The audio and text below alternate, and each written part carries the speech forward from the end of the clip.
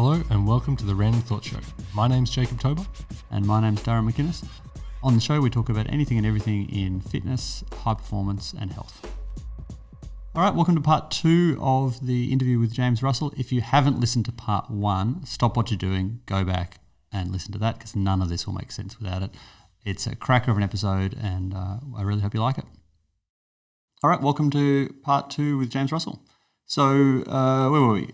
You've exited the military and you're doing boot camps and then you came back to Australia. Take us through from there. So PTing, was it all group instruction? What were you doing? Yeah, pretty much. That's what I did. I went to a gym based in South Melbourne where I was doing more group-based stuff. That's what I enjoy. It's the team environment, it reminds me of being in the military and grouping people together and sort of getting that vibe and that atmosphere and that community about something is what I was really sort of searching for. It's something that was missing from my life that you can't really find any other way. So group fitness has always been something that I've been really interested in. But you did eventually go back and do your sports science degree as well, yeah? Yep. So how did that? So you rolled along. So what year are we up to now? So you're back in Melbourne. Where were you up to? So I was working in PT for probably 2 or 3 years, 2012, 2013. I actually left PT and went to the Australian Institute of Fitness and worked in business development for them. So my role there was basically supporting students that were finishing the course or during their course and after their course. So I'd help them line up work experience and then help them find job opportunities at the end of the course, but also grow the name of the business and grow partnerships with the business with the greater health and fitness industry as well. So that was a really interesting role for me. An interest of mine has always been people. Yep. I like to be exposed to as many different people as possible in as many different ways from as many different cultures as possible. I like to see how different people are doing things and I'm just interested by people. And so this was a fantastic opportunity for me to meet a lot of different students from a lot of different backgrounds, a lot of different gym owners, gym managers, equipment sellers, things like that. So it was just basically about creating relationships and getting the most out of those relationships, I suppose. So you did that, and because we don't have to go through every job because you've had a lot of jobs, and it's and then you flowed into doing the degree, or near enough. What happened? I went into. It's something that I always. Why did you feel you needed to do it? It's just a hunger and a passion for physiology and exercise science. My particular interest is physiology. I love that side of things and how the body works, why it works, adaptation, why we have adaptation, how to manipulate those adaptations to suit whatever specific goals you have. So I was hungry for knowledge about how the body worked and how to manipulate that. And I think it came down to my passion has always been about my own health and fitness and how I can better improve my training. And it's something that's just such a passion of mine, my own training, that I just wanted to learn as much as I could about it. So I decided to do an exercise sports science degree at Victoria University, and with the end goal of wanting to maybe work in sport. I decided that being part of a sports team, having a goal that you're working towards, which is the finals or the grand final or some sort of meet or something, would be what I wanted, and also being in that team environment where cohesion was sort of all the team, I suppose, infrastructure that you sort of have in the military. For me, it was kind of swapping like for like, I suppose. And that was always going to be my goal, working with athletes. During my degree, I worked with a number of different teams. So I was an assistant strength and conditioning coach at Melbourne Storm under-20s as well. I ran the Victorian rugby sevens program as well. So we had some big tournaments there. I spent a year Now you're built like a rugby player. I've always played played rugby. Yep. Always played since I was young. Played a bit in the UK when I was over there as well. Yeah, it's my sport. It's what I understand. It's why I thought it would be a good, a good place to start, is something I understand the nature of, and it's where I wanted to go. So you did that, and were you? So that's on campus with 18-year-old uni students who've seen no life and who are getting really stressed out by exams and things. How is it when you've seen genuine life or death situations on multiple occasions, when you've gone through serious adversity and then you're back in the first world watching uni students freak out about stuff. Like, how did you navigate that? 'Cause that would provide its own challenge, I suspect. Oh, definitely. And I tended to gravitate to the mature age students. And when I say mature, not just mature in age, but also mature in nature as well. So how old were you at this point? I started my degree at 30. That's an eternity. Yeah, I was a lot older. But then again, there was a 48-year-old who I'm still good mates with, and there was a 50-year-old who I'm still good mates with as well. Cool.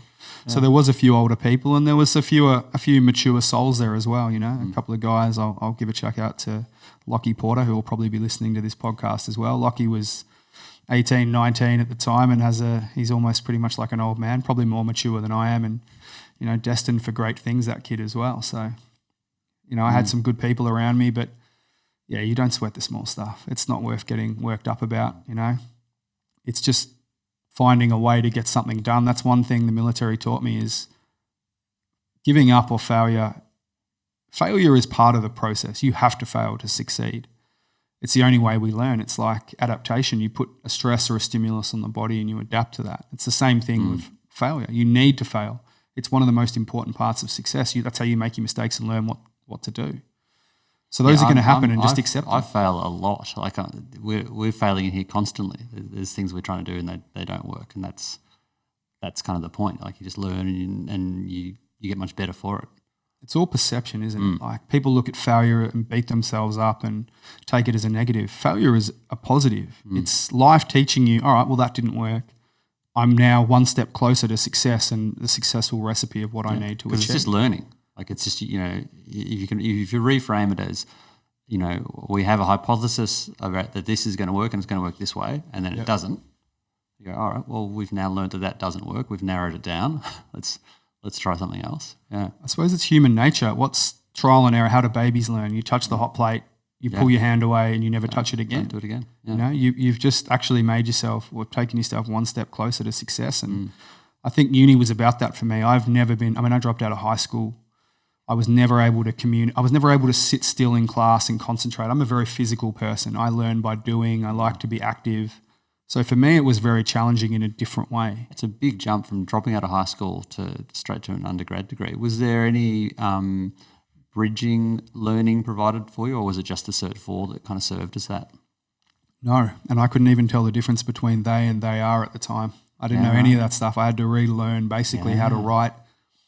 I didn't know how to structure a paragraph, any of that sort of stuff. I've always read a lot, so my vocabulary was good, and I was good at sort of discussing and explaining things, but just the actual structuring of things and writing 2,000 to 3,000 word papers was just completely alien to me. So it was me relearning a completely different skill set, which I needed to.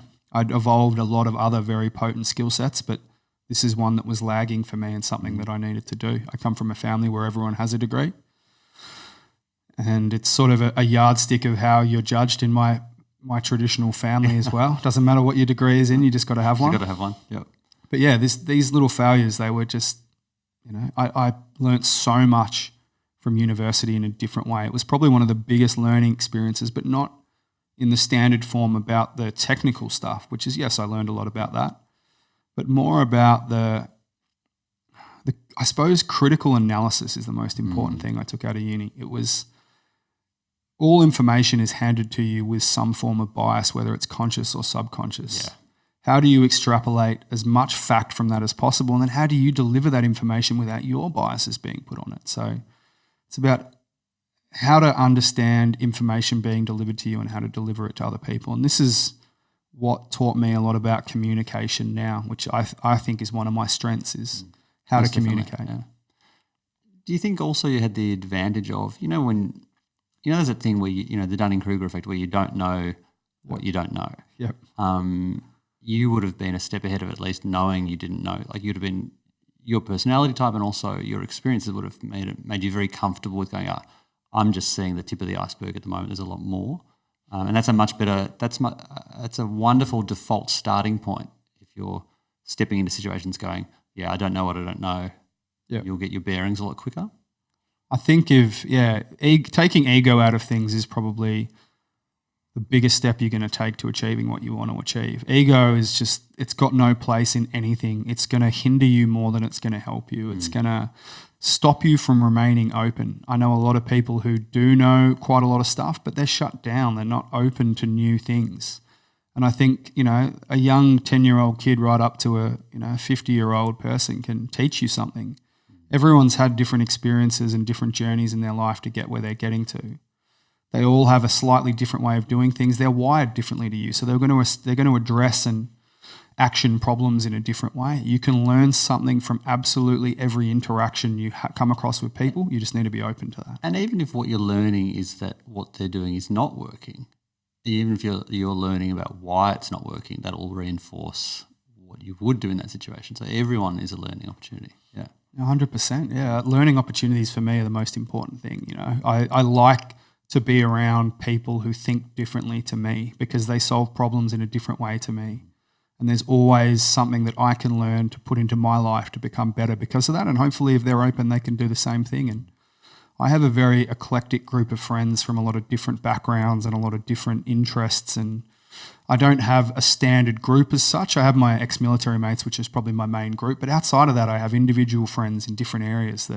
That's great. And one of the guys I'll chuck another shout out to is Jack McLean. He's a strength and conditioning coach with Hawthorn Football Club. Jack is how you and I met, which you might remember because I was completely oblivious to the group you'd started. And Jack was mates with Brittany Smart, one of the pro basketballer that played for the Melbourne Boomers. Shout out to Britt because I think she listens to the podcast as well. She's now playing for the Sydney Uni Flames. And he came down just to visit the gym because she'd said, come check out this cool gym that I'm training at with the Boomers. And we got chatting and he said, he mentioned the group in passing. I was like, the what? He's like, yeah. I was like, I have not heard of this because I'm the best of times I'm not that much of a social media person. And he invited me to the group. Yep. And so that was the connector there, yeah. He's a ripper bloke, yeah. You meet Jack and he's very chilled out and very quiet, just that's him thinking. You say something and he won't reply for 5 or 10 minutes because he's just mulling over it and dwelling on that thought. But, I'll get on the phone to him. We'll be meeting up at night and it'll be to organise what time. And 45 minutes later, we're still absolutely talking. I'm like, mate, we just got to save this when we catch up, But he has the most unique mind in that sense that he's just always hungry to take whatever he can from anyone in that sense and in a positive way, He's got a great energy. I met him and about 6 minutes in, I tried to get him to do the internship with us. Did you? He would have been a massive asset. He would have been great because I just, sometimes you just get that thin slice, that read on someone, you'd be just cracking for it. Because our internship is pretty competitive. We get 100 people or so a year apply for it and it's very competitive. So I'm not out recruiting for it ever. But I met him and I was like, well, you're going to go so far in whatever you do, but in particular in our field. He's great. Well, he had a high-performance job with an AFL club before he'd even graduated his bachelor's degree, That's just a sign of big things to come. And when I look at people who have the right, they have the whole package because in pro sport it's as much about your personality, does that fit into? And that's going to be different for different clubs as well, Like just because you don't get in at one club doesn't mean you're going to have the perfect fit at another club. Jack just fits in there perfectly. He's one of the lads. He's very intelligent. He's very respectful on how he delivers information. And some of the conversations we have where we break down social dynamics, it's just next level. He thinks about things the same way as I do, like tone, terminology used, body language, things like that. And he's constantly assessing what that person needs and how to give it to them as well. And he's self-aware in real time. Yeah. Because I think that's often, I've been thinking about self-awareness a lot lately. And, there's that base level self-awareness where you know your own tendencies. So you just know under certain situations I'm going to be a bit like this. I'm naturally going to put off doing that till later, but I'll be quite good at jumping on this thing. You know your own biases. Yeah. And then there's that next level of being able to kind of be aware of those biases and self-manage well. And then I think the top level is being aware of what the you experience is for other people. So it's for me being, what's it for me being in the moment, self-aware of what's it like interacting with Durham, like what's it like from the other person's sort of end of the equation. And I think he's particularly good at that, which is a mild superpower. Yeah, I'd say it's a strong superpower. I'd say no matter what aspect of life you want to be successful in, if you understand people and can build rapport with people, you will be absolutely 100% successful. I don't care what industry it is. Everything that requires you to, every job, every career, every business requires you to understand and work with people. And but you've got to like them as well. Like you can't fake it. Yeah, like he's not faking it. He's a great example of that, I reckon. Yeah, it's something that I'm most interested in is people. I mean, I want to have a better understanding of myself and who I am because, like you say, I think awareness is the key. You need to know what your strengths and weaknesses are. Everyone has weaknesses. There's nothing wrong with weaknesses. It's just being aware with what you're good at, what you're not so good at, what you can improve, what you're happy with, what you want to be better at, I suppose, as well, and being aware of that, and then how you engage with different people as well. So every personality or every person you talk to requires a different type of communication in a different way, and you need to be able to stop, listen for the first few minutes, see what that person needs, and then deliver it to them. It's the way you're going to get ahead in life. Everyone has value to you, and you have value to everyone. You know, it's just about learning how to see that in people, and no one's better than anyone else. Everyone is better at you than something, you know, and give them that respect. And I think respect is the key to that building rapport and respecting relationship. enough to be listening and trying to see things from this sort of point of view. Yeah, definitely. So you took those skills and you applied them with the various sports, you know, the strength and conditioning things. Yep. And then you've moved into working in a few gyms. Yep. Worked in, mainly commercial health clubs, centre management and, all sorts of stuff like that. And now you've found this role at Iron Edge, which seems to be the culmination of so many. It's that have you heard of the term ikigai? No, I haven't. So I'll put it in the show notes. Ikigai, it's a Japanese term, and it's this this sort of graphic where it's the intersection of, I think, 4 circles. That which you love doing, that which you're good at, that which the world needs, and that which you can be paid for. And so if it's like a Venn diagram on steroids. Yeah, okay. So if you're right in that midpoint of that, it's the thing you love doing, the thing you're great at, the thing the world needs, and the thing that the world will pay you for. And I had a physio mate drop in here, and I showed him Core Advantage, and I showed how we were running it. And this was probably maybe 6 months in, so it was pretty fresh.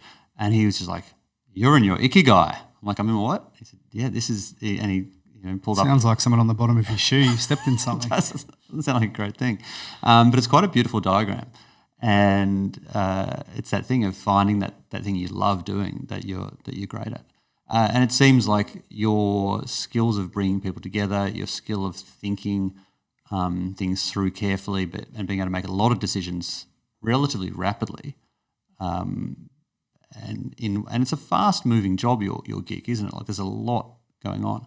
It seems like it's your ikigai to me. Tell us what, in terms of what excites you most about the role?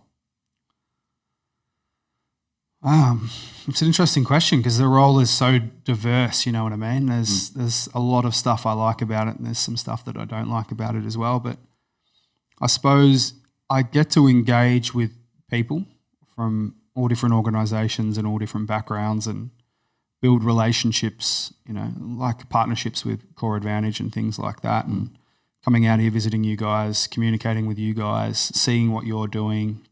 I love this industry. So to be able to see where it's going and how we can become a part of that is exciting for me.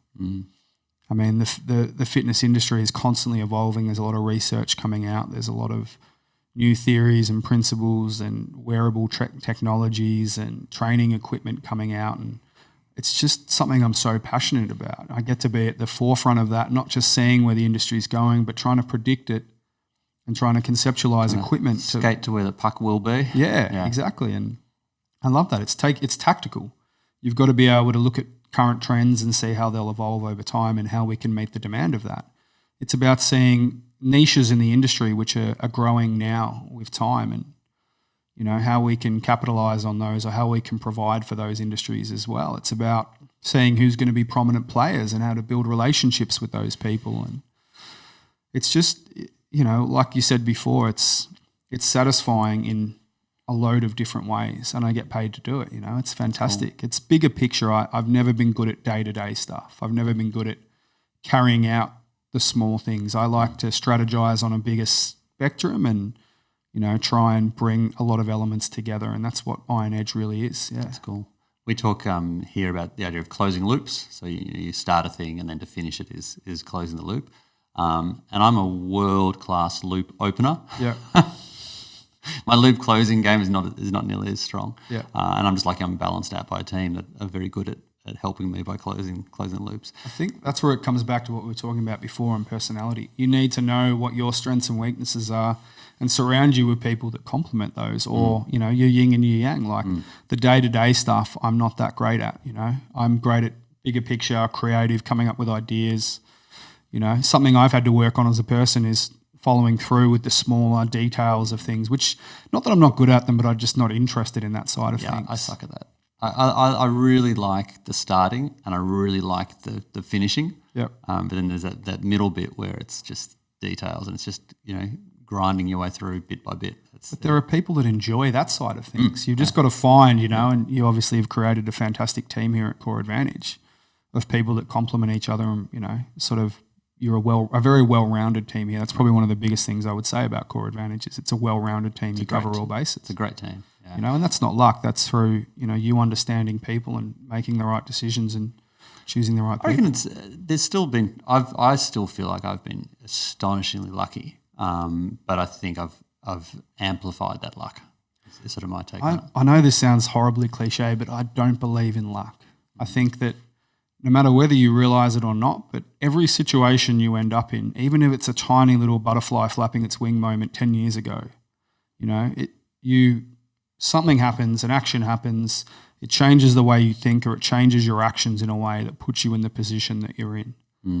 For me, luck is, it's just not something I believe in. I think we create our own destinies, we create our own opportunities, consciously or subconsciously, just through indirect actions that we may take. But we've always made some sort of decision or some action at some point which leads us to the situation that we're in. Whether it's, you know, you say you've been lucky with Core Advantage, maybe it's because you've created such a fantastic product here and it's been marketed to the right people in the right way that they go, I want to be a part of that.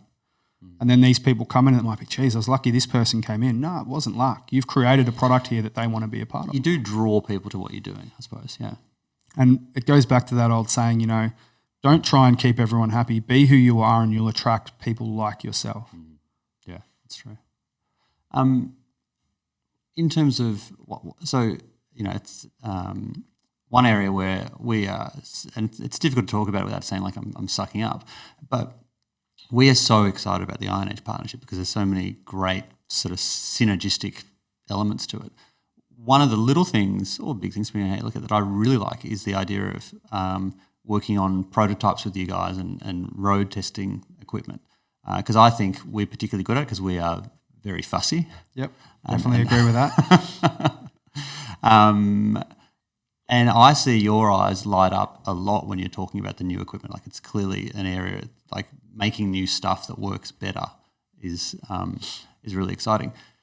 I imagine that your fastidiousness about getting that stuff right also ties back to the formative military thing where you want stuff to be modular, you want it to be able to just work with the other stuff, and you want it to be reliable every time. Tell us about the product development mentality. So it's, you know, you're wanting to make great products that people, you know, use and buy, and that builds a business. What's your mentality on around how you're, like, what focus? Because you can easily be all things to everyone when it comes to making products. You can make products that that everyone likes a bit, or you can make things that a small amount of people love. I feel like you've gone for the pointy end of let's make great stuff. Yep. How do you think about that? It's, for me, the most important is utility or versatility, I suppose you could say. We want a piece that solves as many problems as possible in the most efficient way. We're not just going to clutch at straws and make something which is kind of okay for a lot of things. We want to create a product which changes the way you do a multitude of important exercises. So we work off the main theory is your squat, hinge, lunge, push, pull, press, twist. Like that's your main sort of movements that you want to do, and how can we suit our equipment to cover as many of those bases as possible. It's why I like the roller pad we discussed at the start and that you've seen the short little clip on, because it just has so much application and it's so modifiable. Everyone has their own ways of doing things, their own heights, their own way they like to coach and exercise. So we want to make a piece of equipment which is usable for a lot more different people and different styles. Coaches are very different in that sense. So utility and versatility is probably the most important thing to me, and just making sure a product functions. It's like good it's like there's two different types of versatility. So you'll see some, like I went to a TRX course, which was great a long time ago, but it was like 75 different exercises you could do with a TRX or with a cable or with suspension training, and there's actually not 75 different. Like when you break into double digits, you probably run out of the really good uses. Yeah. It's that thing of finding, okay, what's the versatility within the constraint of really useful A grade applications of stuff, isn't it? Oh yeah, like if you really want to find 70 exercises to do on one product, you probably could, but they're absolutely, you could do them on you don't need that product for those things. Yeah. I understand what you're saying, and the TRX is a great piece. It was created by a Navy SEAL based off parachute.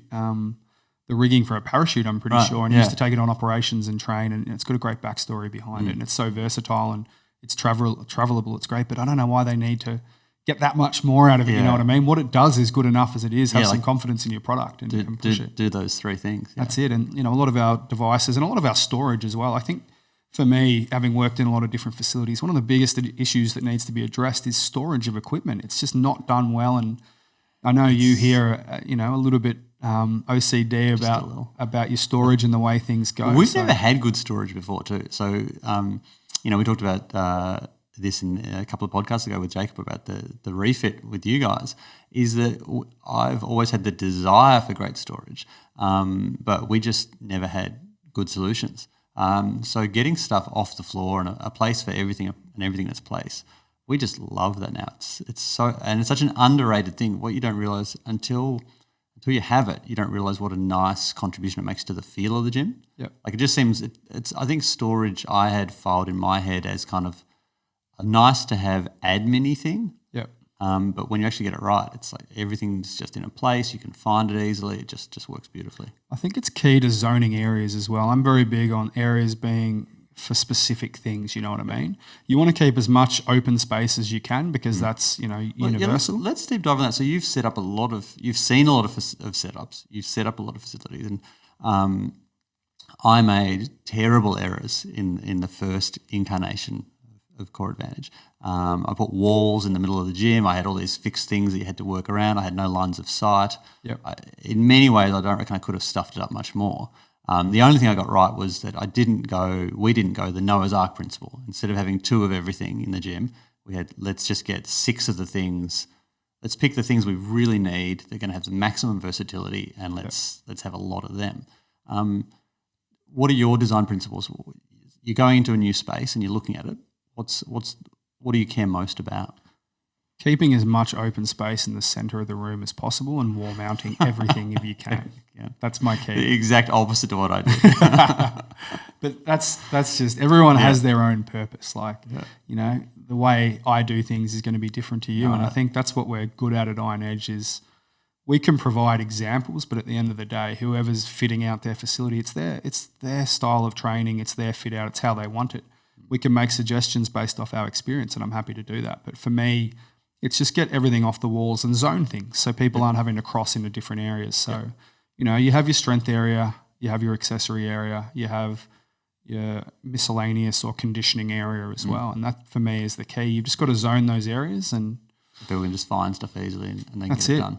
It's got to have flow. Depending on whether you're doing group stuff, but if you've got big groups coming and going, my experience is a lot working in sport, and you might have 20 to 30 people in their gym at one time in a smaller facility or something. So you've got to make sure it flows properly and that people aren't walking across each other's zones to get stuff out. So the strength guys are in the strength area, the accessory guys are in the accessory area, the conditioning guys are in the conditioning area, and they rotate as needed, so no one's getting in each other's way. It's a bit of a balancing act and logistics, but that's sort of shaped the way I like to do things now. But it works differently for one-on-one, and works differently for your centre purpose, I suppose.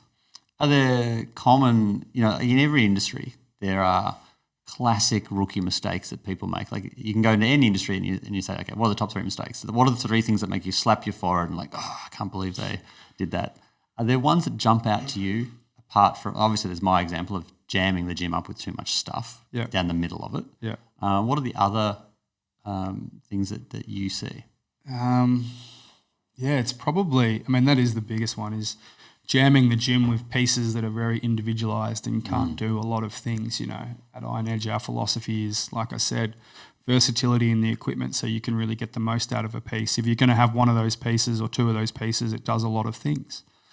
But getting a lot of, pin-loaded, plate-loaded machines, which definitely have a place, but aren't as functional as some of the other pieces of equipment that you might buy, and sort of clogging up space with that, or there's a lot of different errors that come through. A lot of it is where you place your rack or your big items. Those are the things that people do horribly wrong.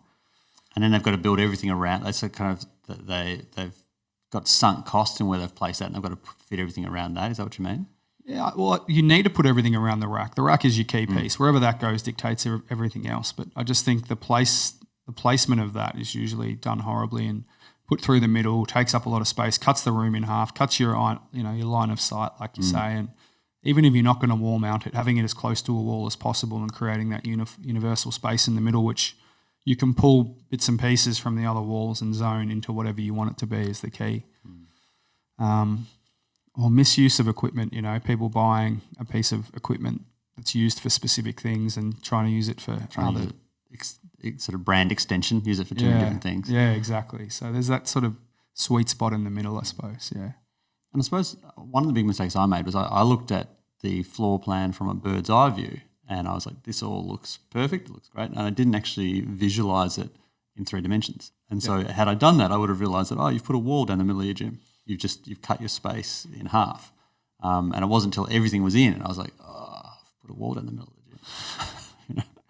And so it's one of those things. It's only a tiny footprint looking above, but when you look straight on, and this is why at Iron Edge we provide, we've got a great program called Gym Designer on the actual app as well. So you can get on there. It's a 2-dimensional thing. You can plug in your dimensions, and we used it. It was great. You guys, it was made our process so much easier as well. It made sure that we could see and visualize exactly what you want. And another step we've got that's taking things a little bit further is we've just got the ability now to do 3-dimensional renders. We had it before, it went under, but we're back up and running with that now. So nice. Once we've got the 2D images set up, we can actually give you 3-dimensional floor plans looking from above or looking from straight on as well. That's a game changer. You can see everything, how it's going to look, function, how it's going to feel as well. And you quickly see what you've done wrong when you look at things from that angle and go, all right, well, I'm not using the most of my natural light here. This space here now doesn't work properly. Yeah, That's it huge. Draws all your errors to the front. Yeah. And before you drop, 50, 60K on a fit out or whatever you're going to spend, you want to make sure everything's right as well. So we talk about a very different type of thrashing here, what you were talking about before in terms of the training. Seth Godin has this idea. Seth Godin, great author, and podcaster, and just a very switched on person in general. He's just a genius.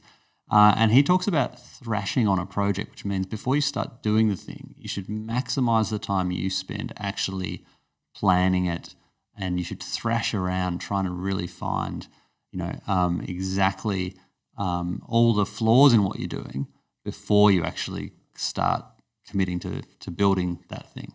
And so if we're doing any sort of program or anything we're doing, we try to thrash, we try to spend more of our energy before we actually kick off than just diving straight into it.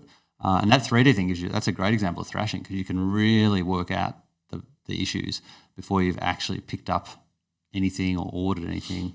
That's great. Going back to the military stuff, when we had intelligence on, say, an MVT, which is a medium value target, which is a lot of the strikes we used to do, we used to be able to get satellite photography. We'd have drones and satellites watching the property for a few days before we did a raid. And we'd build up a picture of what the property looked like. We'd use HUMINT, which is human intelligence, to get an understanding of the layout of the building inside. we'd actually recreate that compound. We would actually use mine tape, which is a special type of plastic tape. We would map out the outside of the building and any surrounding buildings and try and map out the internal layout of it. Wow. And we would hit that thing as many times from as many different angles, practicing, people So you did it in with different tape rooms. rather than walls? Yeah, we did it with tape rather than walls. It's easier to lay out and take down as well. You don't want to create a compound or an actual building because people on the camp can see it and they can start to go, oh, I recognise that building, or, they can get an idea of what you're doing. So you lay out the mine tape and then you pull it back in at the end to make sure that, no one can. But we would hit that thing and we would make sure, I suppose what you'd say, we thrashed it out. So we'd practice getting a casualty in this room. We'd practice enemy targets being in this room, that room. We'd practice coming from this building or coming from that building. So when we went in there, a lot of the times, you'd feel like you'd been in there before. You felt a lot more comfortable. Sometimes you'd get in there and the layout of the building would be completely different. Really? Once we got there and the building had been blown up. Right. The Americans had done a cheeky little bomb the night before and we got there and I got in the compound and I'm like, boss. And he's like, yep, Skip. I'm like, compound's been destroyed, mate. Wow. He's like, oh, nice. I'm like, mission accomplished. He's like, yeah, I suppose let's get out of here. So we pugged out. But that level of thrashing about is something that's really big for me. Like, you can limit yourself. You can make the mistakes earlier when they're less costly. And you've got to make those mistakes. We talked about it as being part of, the journey to success. You've got to go through that. So how can you minimize the repercussions of those? And that's get rid of them in the earliest stage possible. And 3D planning. Had I used 3D planning at the very start, I probably would not have put that great big wall down. And maybe I would have though, because sometimes you can be so committed to a thing that you just you blindly. I'd like to think I would have been smarter, but hindsight's 20/20, so who knows? Donald Trump would have been proud. So this has been brilliant. Thanks for sharing so much of your experience and your perspective. If you could talk to some of our audience, young sports science students looking to make their way, you've given them lots of nuggets of really good information in here. What would be, and personal trainers as well, because I guess for me, one of the things I reflect on a bit is I accidentally was good at, I wasn't necessarily strategic at a number of things. Like I have a bit of OCD, so that made me really detail-oriented. And I was obsessed with knowing stuff, so that made me really hungry to study. And I wanted to understand people, so that made me focus on the person, not just the body. And I think those things, and the inability to do a half job, it makes me feel a bit sick in the stomach to do a job half-assed, like I want to do it properly or not do it. All those things have combined into helping me with my career, but that wasn't strategic. That's just a confluence of characteristics that I happen to have that worked out really nicely in this instance. If you were a 20-year-old personal trainer, 20-year-old aspiring strength and conditioning coach, what do you think are the things that are most critical to have in order to really have that fulfilling career that you want to have? I think the most important thing that I understand is know where you want to be and why you want to be there, because I see so many people chasing the elite sport, the high performance sport, which is, a 2%er. It's the smallest part of the industry. And a lot of these people, when they get there, it's not what they thought it was going to be and they don't want to get there. It's forced on you through your entire journey that's the pinnacle. But to me, that's not the pinnacle. You're underpaid, you're underappreciated, you get very little control over your program and how it's implemented. The athletes are not as excited to meet you as you are to meet them. 100%. Like you think you're going to get there, I'm going to do the best programs, everyone's going to do it, they're going to love it. It's like, they're like, you're the seventh guy in this role I've met. Yep. The other guy told me the exact opposite of what you're telling me. Yep. And the coaches just take all their time and don't see you as being a necessity. They see you as being a nice little luxury that's, they can have on the side. They don't understand it. A lot of the time you're actually the most educated person in the training group and you're the most underappreciated. They think that you're just someone there to get people fit and that you should just be flogging people all the time. If we're losing, it's because you're not pushing them hard enough. That's it, Just train harder. It's the first thing to go to and you're usually the first person on the chopping block. It comes with a lot of pressure and I was chasing it for a while and decided, what am I actually doing here? This is other people's goal, other people's epitome of success. This isn't where I want to be. I'm glad I've got the experiences I have because like me, I like to experience a lot of different things. I like to try things before I decide that it's not for me. But all of my mates, most of the people I know, I'd say probably, and this is going to chuck out a random statistic and I hate this, but probably 80% of people I know have got out of sport because they've just gone, hey, this is just not what I want it to be like. It's so rare that you can have it really good. Yeah. I'm super lucky with the Melbourne Boomers in the Women's National Basketball League. I have got a head coach who has a sports science degree. That helps a lot.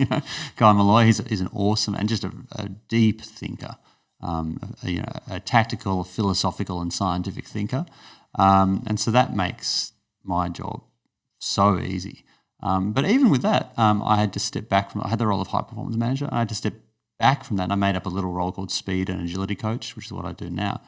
Just because the time sink of it compared to what I needed to do for other stuff was humongous. So yeah, it's not the fairy tale that you think it's going to be necessarily. It can be pretty challenging. I think it's the fairy tale that creates this illusion, and I think it's just from what other people want. And I think Mick Chiv calls it tracksuit chasing, Mick Chivotti, great strength coach, who I was rivals with because Dandenong Boomers is like Carlton Collingwood, and so he was at Dandenong for quite some time doing S&C there. I think he's still there now, isn't he? Rangers, Dandenong Rangers. I'm not sure. He's there. He contacted the other day. They've changed their name. They're now the South East Flyers. That's right. We had to change the details for him in the system. Yeah. There you go. Oh, cool. I'm glad he's still there. Yeah. Well, he calls them tracksuit chasers, people who are just sort of they might love a certain organisation and they love the idea of the organisation. So they're chasing that tracksuit. And unfortunately, that's not going to be rewarding. That's not going to keep you getting out of bed at 4 a.m. in the morning, which is more than likely what's required for you. Yeah. One of my mates, they'll go back to Jack, who works at Hawthorn. He's at Hawthorn and Box Hill. He works very, very hard. And, it's purely because he loves what he does and he's very good at what he does. And if you love what you do, keep doing that because it'll lead to other things. You'll meet other people, you'll make connections. None of Core Advantage would have happened if I hadn't been absurdly committed to doing the stuff that I loved. But you've got to make sure you love it. That's the worst thing is you arrive, 8 years in, you're like, this isn't really for me. I should have been doing something else. So you've got to take the time that self-analysis for me is a big one. You need to allocate time to yourself to go away, designated time periods where you're actually consciously going, all right, where am I at the moment? Where do I want to be? What am I enjoying? What's getting me out of bed in the morning? Where would I like to be? You need to take time to turn those things over in your mind, but you can't let them creep into every aspect of your life. You've got to have designated time periods for things. That's the way I like to work as well. That's a good way to do it. Otherwise, I'll sit there daydreaming all day. I need to have allocated time periods where I like to go for a walk. I put my wireless headphones on and I just go for a cruise by myself, you know what I mean? I sort of almost tune out to the environment around me and I just think about, right, what am I doing right now? What do I enjoy? What can I focus more on? What do I want to bring back into my life? What do I want to reduce, Basically just getting to know myself. And that helps me to make good decisions with where I want to go because there's so much disruption and white noise out there about where you should be. And it's so specific to the person. Everyone needs to be in different places. Don't get caught up in the peer pressure of what other people tell you is success or not success. Whatever you enjoy is success for you. What a note to finish on. That's perfect. I love it. All right. Thanks heaps, James. It's been awesome to chat to you. And thanks again. Thanks for having me on, mate. It's been a pleasure. And I love chatting shop and just sort of, talking about absolute random things. Random thoughts. All right. Cheers. And before you go, hear from our alumni about the online mentorship. I learnt the theory stuff at uni, but I didn't know how to apply it. And coming to Core Advantage was how I bridged that gap. So I knew the stuff, but I didn't know how to do the stuff. It was something that I needed to do personally for my own development, and it's allowed me to work in elite sport for now 5 years. So it was a massive help.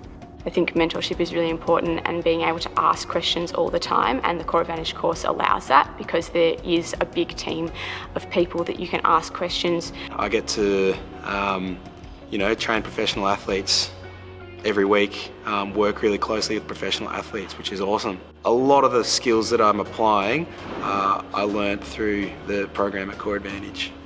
It's not just something that you read and then think about and then go, oh, how does that tie into everything? It's something that practical that you can turn around and go, this is exactly how I'm going to apply it.